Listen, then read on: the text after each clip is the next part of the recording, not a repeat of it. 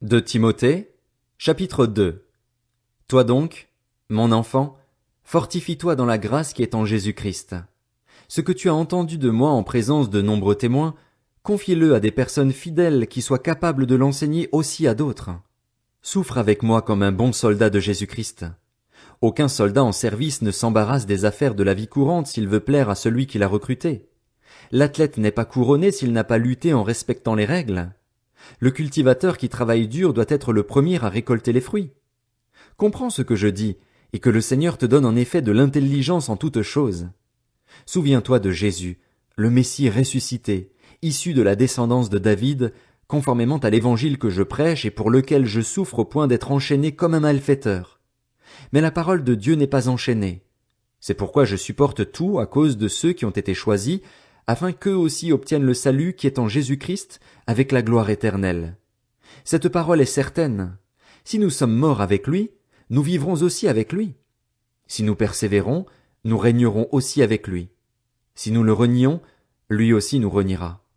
Si nous sommes infidèles, lui reste fidèle, car il ne peut se renier lui-même. Rappelle ces vérités aux croyants en les suppliant devant le Seigneur de ne pas se livrer à des disputes de mots.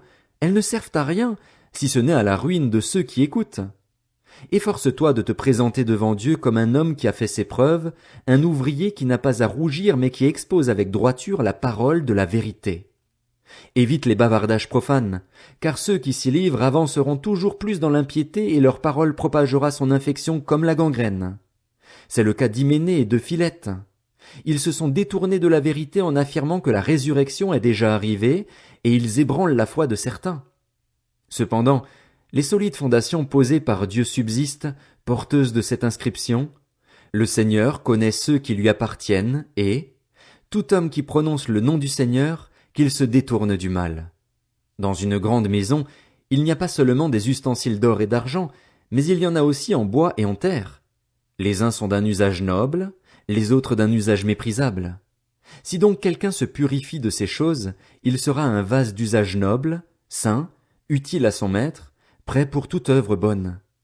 Fuis les passions de la jeunesse et recherche la justice, la foi, l'amour, la paix avec ceux qui font appel au Seigneur d'un cœur pur. Repousse les spéculations folles et stupides, sachant qu'elles font naître des conflits. Or, il ne faut pas qu'un serviteur du Seigneur ait des conflits. Il doit au contraire être plein de bienveillance envers tous, capable d'enseigner et de supporter l'opposition. Il doit corriger avec douceur les adversaires. Peut-être Dieu leur donnera-t-il de changer d'attitude pour connaître la vérité. Revenus à leur bon sens, ils se dégageront alors des pièges du diable, qui s'est emparé d'eux pour les soumettre à sa volonté. De Timothée, chapitre 3. Sache que dans les derniers jours il y aura des temps difficiles, car les hommes seront égoïstes, amis de l'argent, vantards, orgueilleux, blasphémateurs, rebelles à leurs parents, ingrats, impies, insensibles, implacables, calomniateurs, violents, cruels, ennemis du bien, traîtres, emportés, aveuglés par l'orgueil, amis du plaisir plutôt que de Dieu. Ils auront l'apparence de la piété mais renieront ce qui en fait la force. Éloigne-toi de ces gens-là. Certains d'entre eux s'introduisent dans les maisons et prennent dans leurs filets des femmes crédules, chargées de péchés, entraînées par toutes sortes de désirs, qui sont toujours en train d'apprendre mais ne peuvent jamais arriver à la connaissance de la vérité. De même que Janès et Jambres se sont opposés à Moïse, de même ces hommes s'opposent à la vérité. Ils ont l'intelligence pervertie et sont disqualifiés en ce qui concerne la foi. Mais ils n'iront pas plus loin, car leur folie sera évidente pour tous, comme l'a été celle de ces deux hommes. De ton côté, tu as suivi de près mon enseignement, ma conduite, mes projets, ma foi, ma patience, mon amour, ma persévérance, ainsi que les persécutions et les souffrances que j'ai connues à Antioche, à Iconium, à Lystre. Quelle persécution n'ai-je pas supportée? Et le Seigneur m'a délivré de toutes. Du reste, tous ceux qui veulent vivre avec piété en Jésus-Christ seront persécutés, tandis que les hommes méchants et imposteurs avanceront toujours plus dans le mal en égarant les autres et en s'égarant eux-mêmes. Quant à toi, tiens ferme dans ce que tu as appris et reconnu comme certain, sachant de qui tu l'as appris. Depuis ton enfance, tu connais les saintes écritures qui peuvent te rendre sage en vue du salut par la foi en Jésus-Christ. Toute l'écriture est inspirée de Dieu et utile pour enseigner, pour convaincre, pour corriger, pour instruire dans la justice, afin que l'homme de Dieu soit formé et équipé pour toute œuvre bonne. De Timothée, chapitre 4. C'est pourquoi je t'en supplie, devant Dieu et devant le Seigneur Jésus-Christ qui doit juger les vivants et les morts au moment de sa venue et de son règne, prêche la parole, insiste en toute occasion, qu'elle soit favorable ou non, réfute, reprend et encourage. Fais tout cela avec une pleine patience et un entier souci d'instruire. En effet, un temps viendra où les hommes ne supporteront pas la saine doctrine.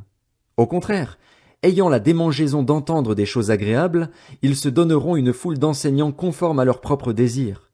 Ils détourneront l'oreille de la vérité et se tourneront vers les fables. Mais toi, sois sobre en tout, supporte les souffrances, accomplis la tâche d'un évangéliste, remplis bien ton ministère. Pour ma part, en effet, je suis déjà comme sacrifié et le moment de mon départ approche. J'ai combattu le bon combat, j'ai terminé la course, j'ai gardé la foi. Désormais, la couronne de justice m'est réservée. Le Seigneur, le juste juge, me la remettra ce jour-là, et non seulement à moi, mais aussi à tous ceux qui auront attendu avec amour sa venue. Tâche de me rejoindre au plus vite, car Démas m'a abandonné par amour pour le monde présent et il est parti pour Thessalonique, tandis que Crescens est allé en Galatie et Tite en Dalmatie. Luc seul est avec moi. Prends Marc et amène-le avec toi, car il m'est utile pour le ministère. Par ailleurs, j'ai envoyé Tychik à Éphèse. Quand tu viendras, rapporte-moi le manteau que j'ai laissé à Troas chez Carpus et les livres, surtout les parchemins. Alexandre, le forgeron, m'a fait beaucoup de mal. Le Seigneur le traitera conformément à ses actes. Méfie-toi aussi de lui, car il s'est fortement opposé à nos paroles. La première fois que j'ai présenté ma défense, personne ne m'a soutenu, tous m'ont au contraire abandonné. Qu'il ne leur en soit pas tenu compte. C'est le Seigneur qui m'a soutenu et fortifié afin que, par mon intermédiaire, le message soit pleinement proclamé et entendu de toutes les nations. C'est ainsi que j'ai été délivré de la gueule du lion. Le Seigneur me délivrera de toute œuvre mauvaise et me sauvera pour me faire entrer dans son royaume céleste. À lui soit la gloire au siècle des siècles. Amen. Salut Prisca et Aquilas ainsi que la famille d'Onésiphore. Éraste est resté à Corinthe et j'ai laissé Trophime malade à Milet. Tâche de venir avant l'hiver. Eubulus, Pudence, Linus, Claudia et tous les frères et sœurs te saluent. Que le Seigneur Jésus-Christ soit avec ton esprit. Que la grâce soit avec vous. Tite, chapitre 1. De la part de Paul, serviteur de Dieu et apôtre de Jésus-Christ. J'ai été chargé d'amener ceux que Dieu a choisis à la foi et à la connaissance de la vérité qui est conforme à la piété, afin qu'ils aient l'espérance de la vie éternelle. Le Dieu qui ne ment pas l'avait promise avant tous les temps, et au moment voulu il a révélé sa parole par la prédication qui m'a été confiée sur ordre de Dieu notre Sauveur. À Tite, mon véritable enfant dans la foi qui nous est commune, que la grâce, la compassion et la paix te soient données de la part de Dieu le Père et du Seigneur Jésus-Christ notre Sauveur. Je t'ai laissé en Crète afin que tu mettes en ordre ce qui reste à régler et que tu établisses des anciens dans chaque ville en suivant mes instructions, des hommes irréprochables, fidèles à leurs femmes, dont les enfants soient croyants et ne soient pas accusés de débauche ou insoumis. En effet, en tant qu'intendant de Dieu, il faut que le responsable soit irréprochable.